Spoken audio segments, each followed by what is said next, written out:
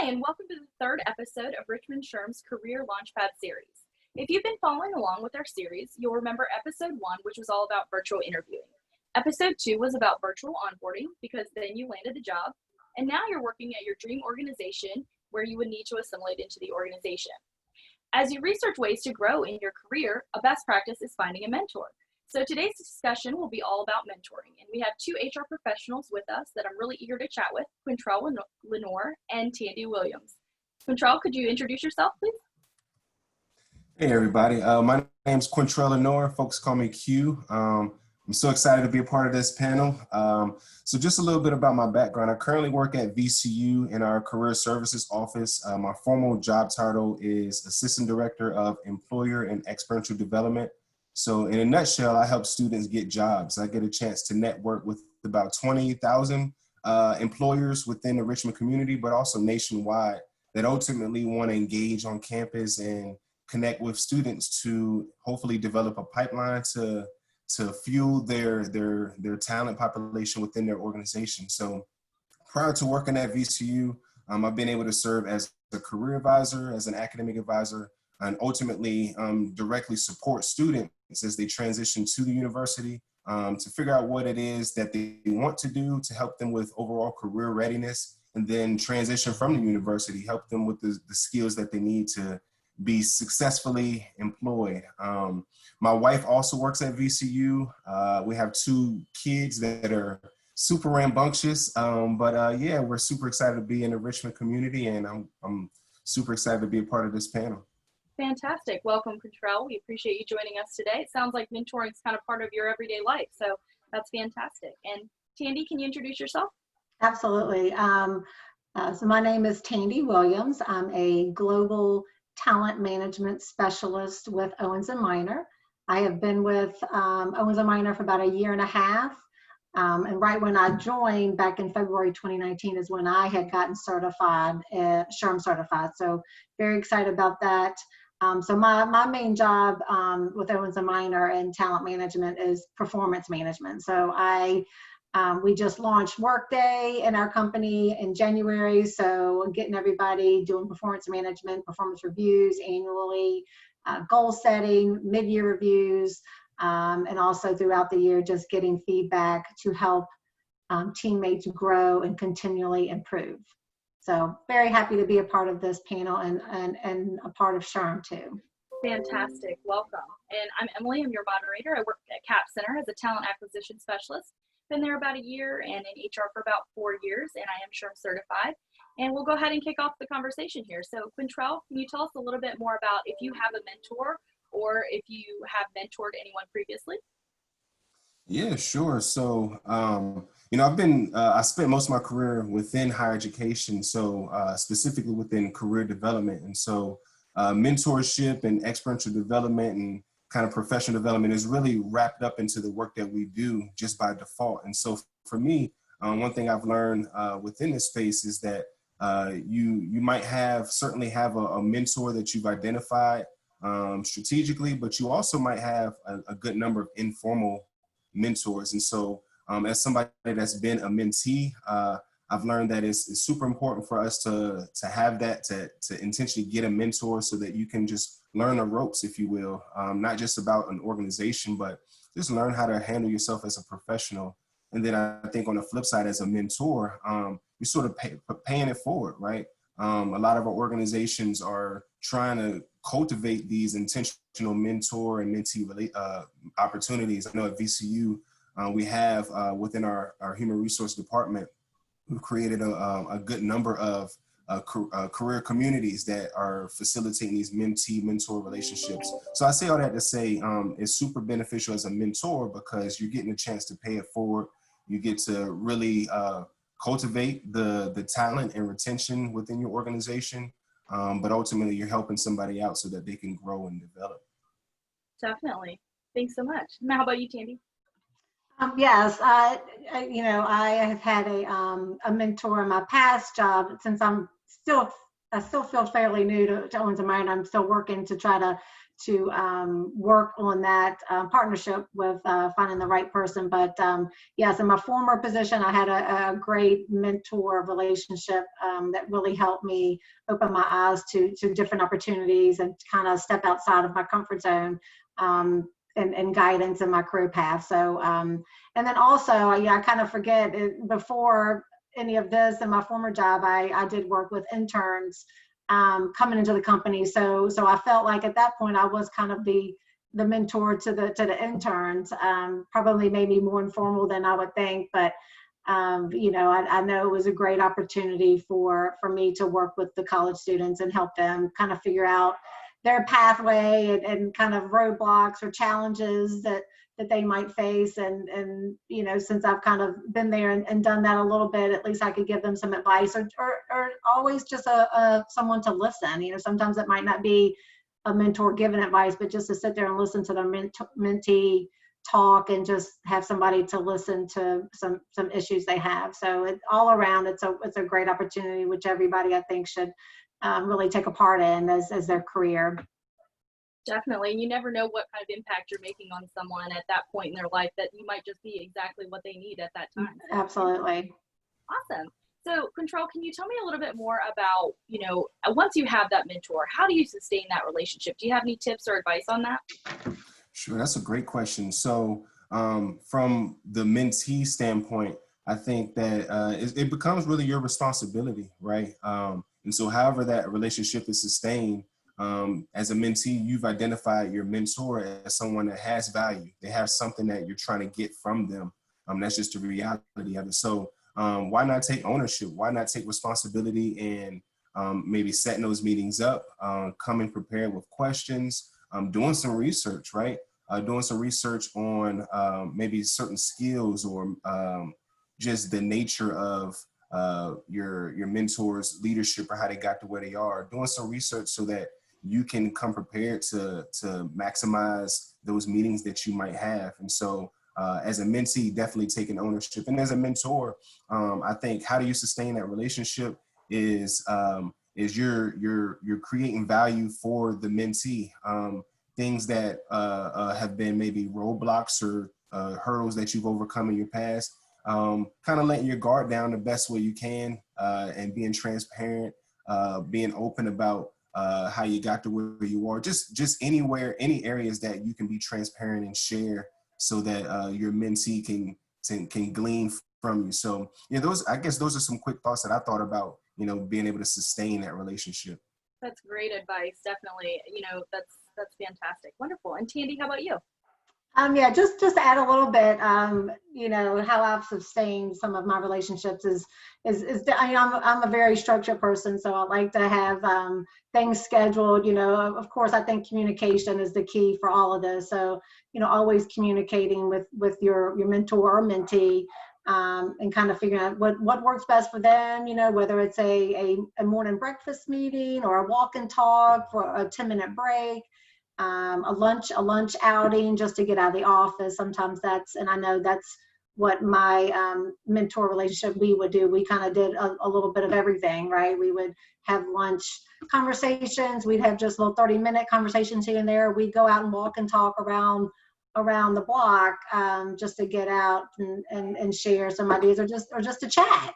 Sometimes it's just you need somebody, a sounding board, either or to listen to. So again, communication is a big key for me. And as long as, the both of you have that, and it's open communication. And like Cottrell said, kind of the transparency, it'll make for a great relationship and partnership. Definitely. And as you get into the relationship further, I'm sure you can adapt and adjust to whatever the person is comfortable with. And like you said, it sounds like you're mixing it up and it's working out really well. So fantastic. Yeah. Awesome. And then, so as far as, how you feel that you have benefited from a mentor in your previous positions or just in your current life, can you just kind of share some key takeaways that you've taken away from any mentors that you've had in your life? Yeah, for sure. One thing I want to say, what Tanny mentioned, food is a big deal. So somebody told me that there's no meeting if there's no eating. So anytime you can bring food in the mix, that might make for a good mentor meeting. But yeah, so for me, I think I've benefited from a mentor from like looking at it from like a skill perspective of like how to develop some certain technical skills, but also probably more from the professionalism. And so for me, I think about when I was an undergrad at JMU, my background has always been in athletics. I'm a former student athlete. So when it came to me, figuring out what I want to do initially professionally, I gravitated to wanting to do strength and conditioning. So helping student athletes, get in the weight room and get bigger, faster, stronger. My very first sort of internship or work experience was up the road at a small college at Bridgewater College. And I'll never forget. So, I'm going in there. I don't know really what to expect, what my world of work would look like. And so I just show up in some sweatpants and, I didn't know what I was going to do in the weight room. But after that, after the session, the workout session, my supervisor sort of pulled me aside. So I didn't really have much perspective on like how to carry myself as a professional, and I'm young myself, so I'm amongst other peers. And so he pulled me aside and he talked about professionalism, what it is to look the part. How do I sort of have a presence and articulate myself and communicate in a way that separates myself as a peer to be more of a professional. And so after that, I took his advice. My girlfriend, who's my wife now, and she took me shopping at Walmart. We got some cheap clothes that matched Bridgewater College's colors. And, the next day I came in with my shirt tucked in and I had like this semi-professional coaching outfit. But then I was just really mindful of like, I'm looking look like a professional, but now how do I sort of, present myself as, a trustworthy, knowledgeable coach? I'm not just a intern. I'm a professional in training. So that's really one huge takeaway. So even though I'm not a strength and conditioning coach anymore, I've always took that with me. What are sort of demands in terms of professionalism or expectations for professionalism in the organization that I work with. So that's a huge takeaway for me. Definitely. And Tandy, how about you? Yeah, sure. So my recent benefit from having a mentor that I can speak of is in my previous job, I was paired up with someone actually totally outside of the HR field, which I was a little kind of like hesitant at first, like, oh, is this really going to work?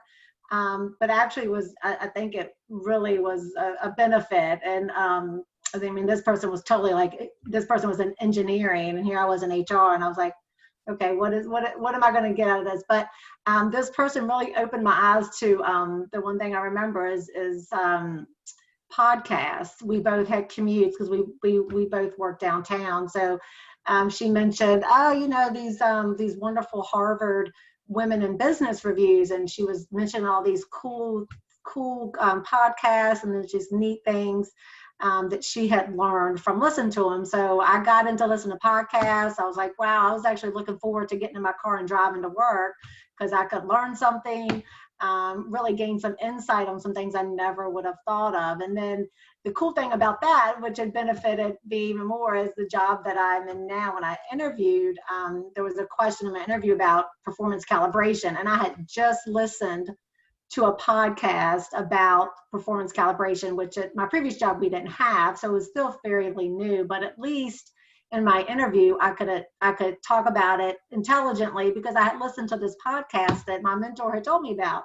So you just never know what your mentor thinks. You might be like, I don't know, but once you try it out, it's like, yeah, this is a really great idea. So so that was my story of benefiting from a mentorship.